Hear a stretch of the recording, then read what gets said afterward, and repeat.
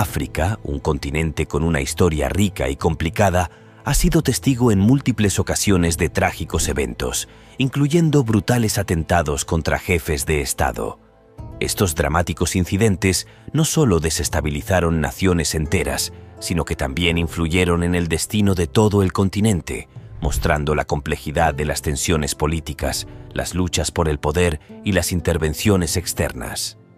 Los presidentes que gobernaron en tiempos turbulentos a menudo pagaron el precio más alto, y sus muertes se convirtieron en símbolos de las luchas por la independencia, la justicia y la paz duradera en la región. Samuel Doe fue un sargento y político liberiano que desempeñó un papel clave en uno de los episodios más brutales en la historia de Liberia. Nació el 6 de mayo de 1951 en una pequeña aldea llamada Tucson, ubicada en el condado de Grand Gedeh, perteneciente al grupo étnico Kran. Doe se destacó por su ambición y determinación, lo que le permitió ingresar al ejército, donde ascendió rápidamente. Su carrera militar alcanzó su punto culminante en 1980, cuando, con tan solo 28 años, llevó a cabo un golpe de Estado que derrocó al presidente William Tolbert, poniendo fin así a más de 100 años de dominación de las élites américo-liberianas. La toma del poder por parte de Doe marcó el inicio de un periodo de gobierno dictatorial que tuvo trágicas consecuencias para Liberia. Como jefe de Estado, Doe impuso un régimen represivo, aplastando cualquier oposición y persiguiendo a las minorías étnicas, especialmente a aquellas que no apoyaban su régimen. Su gobierno estuvo marcado por la corrupción, el abuso de poder y las brutales represalias contra cualquiera que se atreviera a desafiar su autoridad. Aunque inicialmente contó con el apoyo de Estados Unidos, con el tiempo sus dictaduras comenzaron a generar una creciente indignación tanto en el país como en la arena internacional. En 1989, Liberia se sumió en una guerra civil cuando Charles Taylor, un exfuncionario del gobierno de Doe, inició una rebelión con el objetivo de derrocar el régimen. La guerra civil fue extremadamente brutal, y Doe, quien había perdido el control de la mayor parte del país, se encontró en una situación cada vez más desesperada. En agosto de 1990, la situación de Doe empeoró dramáticamente cuando fue capturado por fuerzas rebeldes lideradas por Prince Johnson, uno de los líderes de facciones más despiadados. Su captura se convirtió en uno de los episodios más brutales en la historia de Liberia. Doe fue trasladado a la sede de Johnson, donde fue torturado públicamente. Las escenas de su interrogatorio y tortura fueron capturadas en video, que luego circuló por todo el mundo, provocando conmoción e indignación. Doe fue obligado a presenciar cómo sus guardias le cortaban la oreja y luego otras partes del cuerpo, mientras le infligían más golpes. A pesar de su inmenso sufrimiento, Doe no reveló ningún secreto estratégico, lo que según algunas interpretaciones fue un acto de su última lealtad hacia su gente. Sus torturas duraron varias horas, hasta que finalmente murió a causa de sus heridas. Su cuerpo, desfigurado y mutilado, fue arrojado a la calle, lo que simbolizaba la caída total de su poder e influencia. Muammar Gaddafi es una de las figuras políticas más controvertidas y coloridas del siglo XX. Nació en 1942 en una tribu beduina en Sirte y en 1969, a la edad de apenas 27 años, llevó a cabo un golpe de Estado, derrocando a la monarquía libia y estableciendo un régimen basado en la ideología llamada Tercera Teoría Universal, que pretendía ser una alternativa al capitalismo y al comunismo. Durante más de 4 décadas, Gaddafi gobernó Libia con mano dura, transformando el país en una dictadura basada en su visión personal del Islam y el socialismo árabe. Su gobierno estuvo marcado por brutales represiones contra la oposición, la supresión de la libertad de expresión y las intervenciones externas que condujeron a numerosos conflictos internacionales. Gaddafi ganó la reputación de ser un líder que no se detenía ante nada para mantener su poder. Su papel en el patrocinio del terrorismo, incluido el encargo del atentado contra el avión Pan Am Flight 103 sobre Lockerbie en 1988, le trajo infamia internacional. A pesar de esto, su régimen sobrevivió durante décadas, hasta el estallido de la primavera árabe en 2011. En 2011, inspirados por los acontecimientos en Túnez y Egipto, los libios iniciaron una rebelión contra el régimen de Gaddafi. El conflicto rápidamente se convirtió en una brutal guerra civil que atrajo la atención de la comunidad internacional. La OTAN, apoyando a los rebeldes, comenzó a realizar bombardeos sobre las fuerzas leales, debilitando significativamente la posición de Gaddafi. A medida que los rebeldes tomaban más territorio, Gaddafi se vio obligado a huir de Trípoli. Su caída final ocurrió el 20 de octubre de 2011, cuando el convoy en el que viajaba fue atacado por fuerzas de la OTAN cerca de su ciudad natal, Sirte. Gaddafi, herido en el ataque, fue rápidamente capturado por los rebeldes. En lugar de llevarlo a juicio, sus oponentes decidieron impartirle justicia de manera inmediata y brutal. Detenido en condiciones brutales, fue golpeado, humillado y torturado por sus captores. Uno de los momentos más impactantes fue cuando un rebelde usó una bayoneta para herirlo. Gaddafi suplicó por piedad, pero sus ruegos fueron ignorados. Finalmente fue asesinado a tiros y su muerte fue capturada en videos que dieron la vuelta al mundo, mostrando su macabro final. El cuerpo de Gaddafi fue luego transportado por las calles de Misrata y la gente pudo ver con sus propios ojos la caída del hombre que durante años había sido considerado un líder inmortal. Su cuerpo fue expuesto al público en un refrigerador de una tienda local de alimentos, lo que constituyó una macabra manifestación del triunfo sobre su régimen. Laurent Désiré Kabila fue un revolucionario y político congoleño que desempeñó un papel clave en el derrocamiento de la dictadura de Mobutu Sese Seko y gobernó brevemente la República Democrática del Congo. Nació el 27 de noviembre de 1939 en la región de Katanga, que en ese entonces era conocida por sus ricos yacimientos minerales, lo cual tenía una enorme importancia tanto para la economía como para la política del país. Kabila se involucró desde joven en la actividad revolucionaria y anticolonial, inspirándose en el marxismo y el movimiento panafricanista. Sus ambiciones políticas lo llevaron a colaborar con Che Guevara en los años 60, cuando intentó organizar una revolución en el Congo, aunque sus esfuerzos fracasaron. A pesar de sus intentos fallidos de derrocar al gobierno, Kabila permaneció políticamente activo, organizando guerrillas en su región durante las siguientes décadas. Su momento llegó en los años 90, cuando el descontento con el gobierno de Mobutu alcanzó su punto máximo. En 1996, apoyado por países vecinos como Ruanda y Uganda, Kabila inició una rebelión que se convirtió en la Primera Guerra del Congo, también conocida como la Gran Guerra Africana. En 1997, Kabila entró triunfalmente en la capital del país, Kinshasa, proclamándose presidente y cambiando el nombre del país de Zaire a República Democrática del Congo. Como presidente, Kabila pronto decepcionó a muchos de sus primeros seguidores. Su gobierno se caracterizó por el autoritarismo, la falta de transparencia y la continuación de brutales represiones contra la oposición. Poco después de tomar el poder, sus relaciones con sus antiguos aliados de Ruanda y Uganda se deterioraron, lo que llevó al estallido de la Segunda Guerra del Congo, uno de los conflictos más sangrientos en la historia de África. Esta guerra involucró a numerosos países y grupos, causando la muerte de millones de personas, principalmente civiles. Thomas Sankara es un líder carismático y revolucionario de Burkina Faso que se convirtió en un símbolo de la lucha por la justicia social y la independencia de África frente a las influencias neocoloniales. Nació el 21 de diciembre de 1949 en la ciudad de Yako, en lo que entonces era la colonia de Alto Volta, más tarde renombrada por Sankara como Burkina Faso, que significa la tierra de las personas íntegras.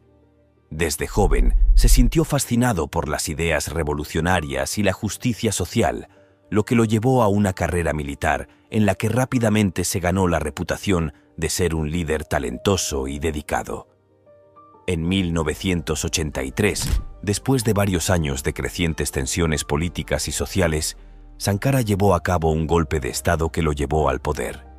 Como presidente de Burkina Faso, inició un ambicioso programa de reformas, destinadas a transformar uno de los países más pobres de África en una sociedad autosuficiente y justa. Su política, basada en la autosuficiencia económica, el feminismo, la lucha contra la corrupción y la eliminación de los privilegios de las élites, rápidamente ganó apoyo tanto en el país como en el extranjero, pero también le valió muchos enemigos. Sankara se convirtió en un símbolo del nacionalismo africano y el antiimperialismo, criticando abiertamente a las potencias occidentales y su influencia en la política del continente. Sus reformas, que incluían programas masivos de vacunación, educación y lucha contra el hambre, lograron una mejora significativa en las condiciones de vida en Burkina Faso. También implementó una política de renacimiento cultural, alentando el abandono de las influencias occidentales y el retorno a las tradiciones africanas. A pesar de estos logros, sus cambios radicales y su rechazo a la ayuda internacional, como parte de su búsqueda de independencia, se encontraron con resistencia tanto interna como externa. El trágico final de Sankara llegó el 15 de octubre de 1987, cuando fue asesinado durante un golpe de Estado organizado por su colaborador y amigo más cercano, Blaise Compaoré. Sankara murió junto con 12 de sus colaboradores cuando los rebeldes irrumpieron en la sede del gobierno en la capital del país, Ouagadougou. Sankara fue abatido en el lugar y su cuerpo fue enterrado rápidamente en una tumba sin nombre, en un intento de borrar su legado y suprimir sus ideas revolucionarias. La muerte de Thomas Sankara provocó conmoción tanto en Burkina Faso como en todo el continente africano. Su asesinato fue resultado de traiciones y luchas políticas internas que interrumpieron un breve pero intenso periodo de transformaciones revolucionarias. Blaise Compaoré, quien asumió el poder tras la muerte de Sankara, rápidamente revirtió muchas de sus reformas y volvió a alinear al país con las potencias occidentales, lo que generó una ola de críticas y acusaciones de traición a los ideales de la revolución. Patrice Lumumba es uno de los líderes más icónicos de la lucha por la independencia de África, cuya vida y trágica muerte se convirtieron en símbolo de la lucha contra el colonialismo y la influencia de las potencias durante la Guerra Fría. Nació el 2 de julio de 1925 en Onalua, en el Congo belga, como miembro del pueblo Tetela. Lumumba, desde joven, destacó por su intelecto y carisma, convirtiéndose rápidamente en un destacado activista independentista en el Congo. En 1958 fundó el Movimiento Nacional Congoleño, que rápidamente ganó popularidad en todo el país, siendo el primer partido político de alcance nacional en el Congo. Sus esfuerzos condujeron a que el 30 de junio de 1960 el Congo declarara su independencia y Lumumba se convirtiera en el primer ministro de la recién formada República Democrática del Congo. Su visión de un Congo independiente, unido y justo, se encontró con la resistencia de fuerzas tanto internas como externas. Su postura firme contra los vestigios coloniales y su negativa a someterse a las influencias de las potencias occidentales, en particular Bélgica y Estados Unidos, lo convirtieron rápidamente en un objetivo de acciones hostiles. Poco después de asumir el poder, el Congo se sumió en el caos. En medio de tensiones étnicas y regionales, la provincia de Katanga, apoyada por los belgas, declaró su secesión, lo que provocó una crisis política y militar. Lumumba, en su esfuerzo por mantener la unidad del país, solicitó ayuda a la Unión Soviética, lo que en el contexto de la Guerra Fría fue visto por Occidente como una amenaza. En respuesta, los servicios secretos belgas, con la colaboración de la CIA, organizaron un complot para derrocarlo. En diciembre de 1960, Patrice Lumumba fue arrestado por fuerzas gubernamentales leales al coronel Joseph Désiré Mobutu. Detenido en condiciones duras, fue repetidamente golpeado y humillado. En enero de 1961, Lumumba fue entregado a sus peores enemigos en la provincia de Katanga, cuyos líderes eran declarados opositores a su política. El día 17 de enero de 1961, Patrice Lumumba fue brutalmente asesinado por un pelotón de soldados katangueños apoyados por oficiales belgas. Fue primero fusilado y luego, como una forma adicional de humillación, su cuerpo fue descuartizado. Para borrar completamente su existencia, los restos de Lumumba fueron disueltos en ácido. Esta acción macabra tenía como objetivo no solo eliminar cualquier rastro de su muerte, sino también borrar su legado. Juvenal Habyarimana fue el presidente de Ruanda cuya trágica y violenta muerte en 1994 se convirtió en el catalizador directo de uno de los genocidios más horribles en la historia de la humanidad. Nació el 8 de marzo de 1937 en Gisenyi, en el noroeste de Ruanda, en una familia de la etnia Hutu. Inició su carrera política como un joven que, tras obtener formación militar, ascendió rápidamente en las filas del ejército. En 1973, después de un golpe militar, Habyarimana tomó el poder, desplazando al anterior presidente Gregoire Kayibanda. Habyarimana gobernó Ruanda durante más de 2 décadas, estableciendo un régimen autoritario que se basaba en la dominación del grupo étnico Hutu. Su gobierno estuvo marcado por represiones contra la minoría Tutsi, lo que exacerbó las tensiones étnicas en el país. A pesar de ello, el poder de Habyarimana fue estable durante mucho tiempo y contó con el apoyo de Francia y otras potencias occidentales. En los años 70, bajo la presión internacional, Habyarimana aceptó iniciar negociaciones de paz con el Frente Patriótico Ruandés, dominado por Tutsis, con el objetivo de poner fin a la guerra civil en curso.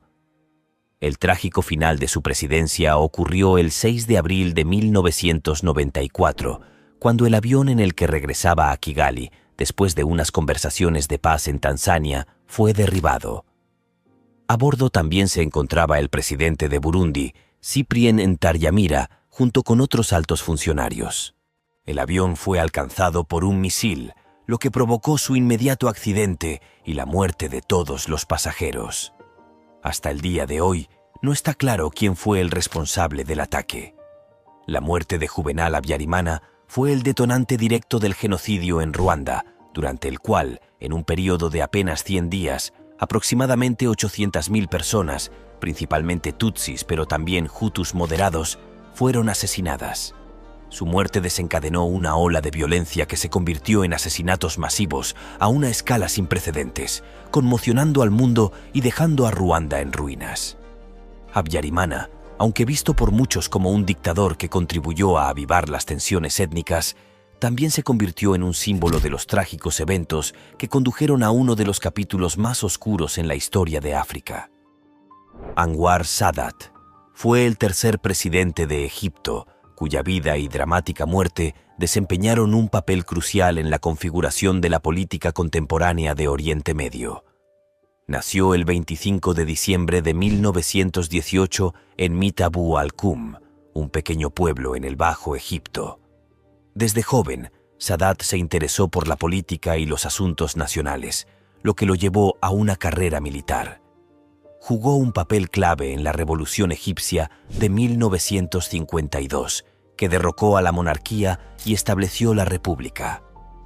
Tras la muerte de Gamal Abdel Nasser en 1970, Sadat asumió el poder como presidente de Egipto. Inicialmente visto como un títere, Sadat sorprendió rápidamente tanto a sus seguidores como a sus oponentes al tomar decisiones trascendentales.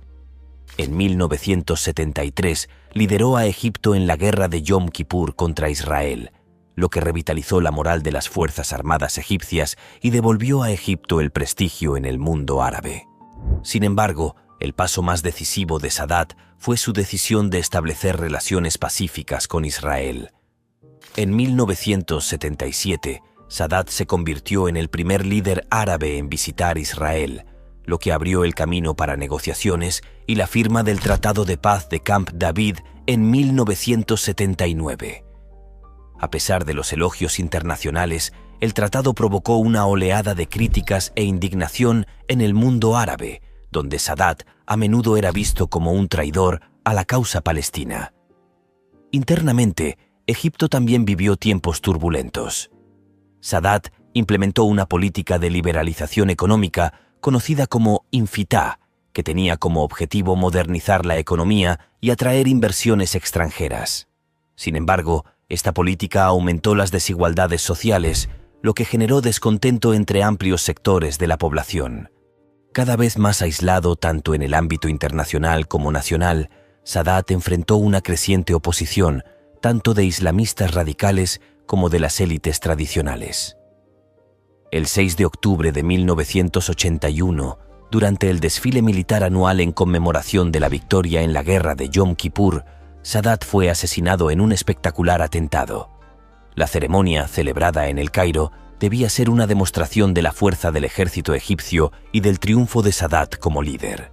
Durante el desfile, un grupo de asesinos vinculados a la organización islámica radical Al-Jihad emergió de uno de los camiones militares y abrió fuego contra la tribuna donde estaba sentado el presidente. Sadat recibió múltiples disparos y murió en un hospital militar de El Cairo a causa de las heridas. El asesinato de Sadat conmocionó a Egipto y a toda la comunidad internacional, siendo la culminación de la creciente oposición a su política. Su sucesor fue Hosni Mubarak, quien gobernó Egipto durante las siguientes 3 décadas, continuando una política cautelosa hacia Israel y manteniendo la estabilidad interna. Anwar Sadat sigue siendo una figura controvertida. Para algunos es un héroe de la paz que se atrevió a enfrentar realidades difíciles, mientras que para otros es un símbolo de la traición al nacionalismo árabe.